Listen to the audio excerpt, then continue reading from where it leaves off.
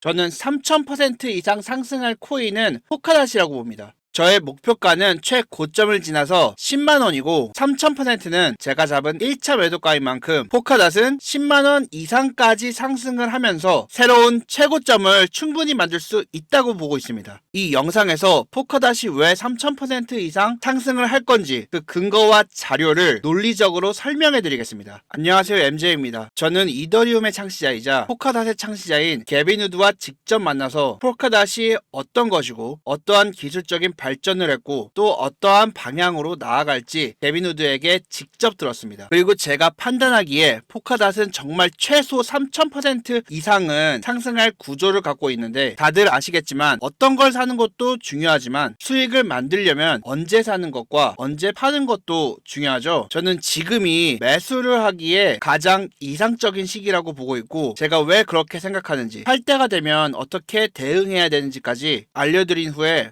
포카닷에 대해서 알려드리겠습니다. 오늘 영상 진심으로 열심히 준비했습니다. 그만큼 영상 끝까지 시청해주시고 구독, 좋아요, 알람 설정까지 부탁드리겠습니다. 최근 마운트 콕스가 비트코인을 상환한 것과 독일 정부의 비트코인이 거래소로 옮겨진 거에 대한 언론 플레이로 개미 투자자들이 아쉽게도 비트코인을 팔고 있는데, 이거는 개미 털기를 위한 세력들의 흔한 패턴이고, 마운트 콕스에서 상환한 비트코인과 독일 정부의 비트코인을 다 합쳐봤자 비트코인 유통량의 약 1% 정도밖에 되지 않습니다. 이 1%의 비트코인이 다 팔리지 않을 뿐더러 고작 1%가 다 팔린다 해도 비트코인 가격에 실질적인 변화는 줄 수 없습니다. 하지만 이런 언론 플레이로 인한 개미 투자자들의 불확실성으로 인해서 개미들은 비트코인을 팔고 세력들은 이 기회에 비트코인을 매입합니다. 세계 최대 거래소인 바이낸스가 하락장에서 비트코인 4만여 개 매수한 것만 봐도 지금이 세력들에게는 매수 시기라는 것을 알 수 있습니다. 특히나 미국 대선이 11월 5일에 있는데 지금부터 그때까지는 상승이 확정되어 있다고 보고 있고, 2024년 4월 20일에 있었던 비트코인의 네 번째 반감기 이후 비트코인은 그렇다한 상승을 보여주지 못했습니다. 하지만 지난 세 번의 반감기를 보면 약 6개월 이후에 비트코인은 큰 상승을 보여줬고, 그에 따라서 알트코인들도 큰 상승을 보여줬습니다. 예측되는 비트코인 반감기로 인한 상승의 시기가 미국 대선이 있을 때쯤이라는 건 알겠지만, 저는 미국 대선 직후 우선적으로는 개미털기로 큰 하락이 있을 거라고 보고 있습니다.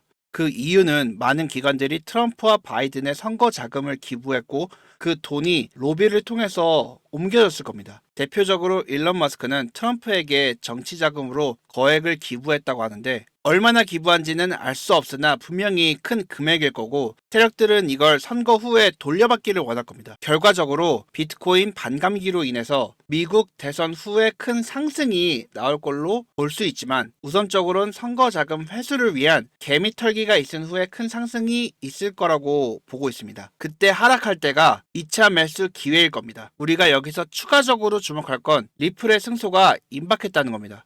트럼프는 친암호화폐적인 모습을 보여주면서 미국인의 40%인 암호화폐 보유자의 지지를 얻었는데, 얼마 전에 트럼프를 겨냥한 총격 사건에서 트럼프가 오른쪽 귀를 맞은 뒤 주먹을 위로 올리면서 파이트를 여러 번 반복하면서 더더욱 큰 지지를 얻게 돼서 70대 18이라는 진짜 경이로운 큰 차이로 바이든을 압도하고 있는 상황입니다. 바이든은 이에 맞서서 늦게나마 친암호화폐적인 모습을 보이기 위해 아직 SEC와 소송이 끝나지 않은 리플과 손을 맞잡고 가기로 했습니다. 그로 인해서 현지 시각 7월 18일 오후 2시에 SEC와 리플의 회의가 마련이 되었습니다. 이 회의에서 소송에 대한 합의가 논의가 될 거라고 많은 사람들이 예측을 하고 있는데요. 바이든은 리플 홀더들의 지지를 받기 위해서 SEC의 소송을 취하하거나, 리플이 굉장히 우세하게 이 전쟁은 끝날 확률이 굉장히 높기 때문에 리플 들고 계신 분들은 조금만 더 존버하시는 걸 추천드리고요. 이제 포카닷을 좀 더 자세히 살펴보면 유통량이 이미 다 풀려있기 때문에 매수를 하기 최적의 조건입니다. 포카닷에 투자한 VC들은 VC 중에서도 이미 이름이 잘 알려진 VC들인데요. 이미 너무 유명한 1티어 VC들입니다. 이 VC들이 투자한 코인들은 그냥 따라만 가도 큰 수익을 얻을 수 있는데요. 특히 펜테라는 한 번 투자하면 기본적으로 100배 수익을 만드는데 폴카닷의 경우에는 아직 100배까지 가지 않았고 루나 폭락 때도 미리 매도를 해서 100배 수익을 챙길 만큼 하락장에서도 수익을 챙기는 VC입니다. 펜테라 외에도 다른 VC들도 지금 포카닷을 조금씩 매수하고 있기 때문에 매수를 해야 하는 코인 중 하나가 바로 포카닷이고요. 앞서 말씀을 드렸듯이 포카닷의 창립자인 개빈 우드는 이더리움의 창립자이기도 합니다. 이 이더리움의 기술은 대부분 개빈 우드가 고안한 기술이라고 보시면 되는데 하지만 이더리움과 포카닷을 비교해보면 이더리움은 ICO 때부터 지금 가격까지 100만% 이상의 상승을 보여줬는데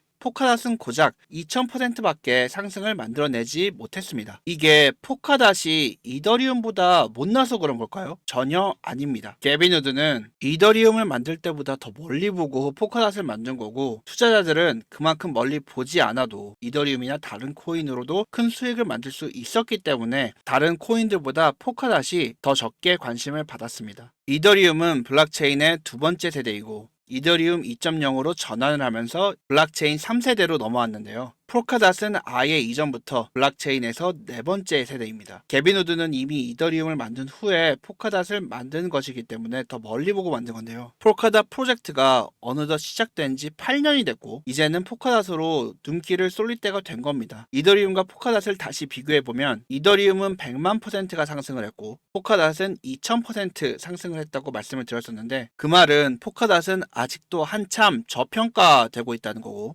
그래서 지금이 투자하기 아주 좋은 타이밍이라는 겁니다. 여러분들이 투자를 하시는데 어려운 부분이 있으시거나 궁금증이 있으시거나 시장 분석이 필요하시면 제 번호로 여러분이 질문해 주시면 영상을 통해서 답해 드리겠습니다. 그리고 문자 남기신 분들은 문자 완료와 함께 여러분의 핸드폰 뒷자리 번호를 댓글로 남겨주시기 바랍니다. 댓글이 올라오면 바로 문자 확인하고 영상 작업할 수 있으니까 이 부분에 대해선 양해 부탁드리고요. 저는 6월 10일 포카닷의 창시자인 개빈 우드가 직접 서울대에 와서 했던 단 30명만 초대받은 강연에 다녀왔는데요. 아무래도 일반인에게는 공개되지 않은 정보를 포함한 강의였기 때문에 저는 왜 포카닷의 가격이 몇천 %나 오를지 또 포카닷과 관련된 어떤 코인이 말 그대로 미친 듯이 펌핑을 할지 알게 되었습니다. 안 믿으실 것 같지만 진짜입니다. 그래서 여기서부턴 포카닷의 펀디멘탈적인 부분을 짚어보겠습니다. 그리고 이게 포카닷이 상승할 수밖에 없는 이유입니다. 첫 번째는 이더리움의 스케일러빌리티, 확장성에 대한 문제를 해결하는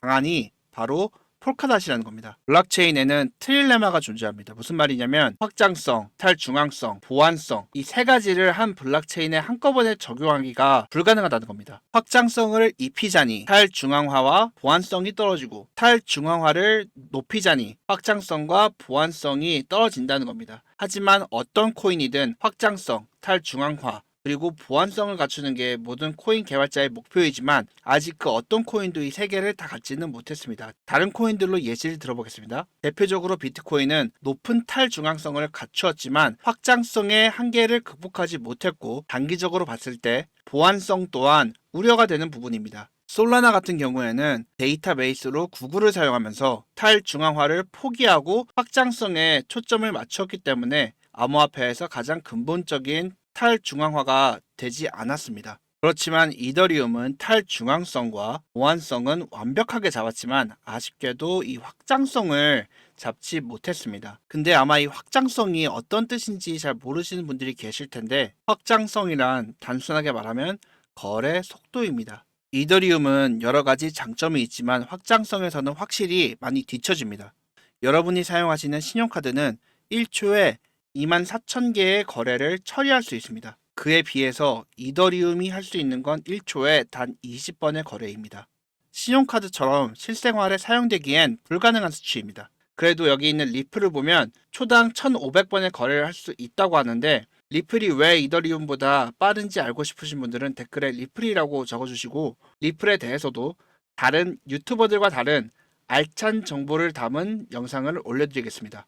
이더리움의 느린 속도를 해결할 수 있는 코인이 바로 폴카닷이고 이게 이더리움을 직접적으로 만든 개빈 우드가 놓은 해결책입니다. 이더리움은 확장성 문제만 해결이 된다면 1초에 10만 건의 거래를 소화할 수 있게 됩니다. 이건 지금 우리가 사용하는 신용카드보다 4배 이상 더 빠른 수치입니다.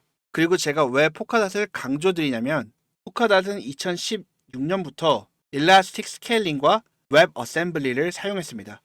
그거에 비해서 이더리움은 이더리움 2.0으로 넘어가면서 웹 어셈블리를 사용했는데 이건 포카닷의 기술력이 이더리움보다 6년은 더 빠르게 앞서가고 있다는 겁니다. 지금은 그 다음 레벨인 이 잼이라는 걸로 넘어가고 있는데 이렇게 포카닷의 더 좋은 기술력으로 포카닷이 이더리움의 확장성을 증폭시킬 수 있다는 겁니다.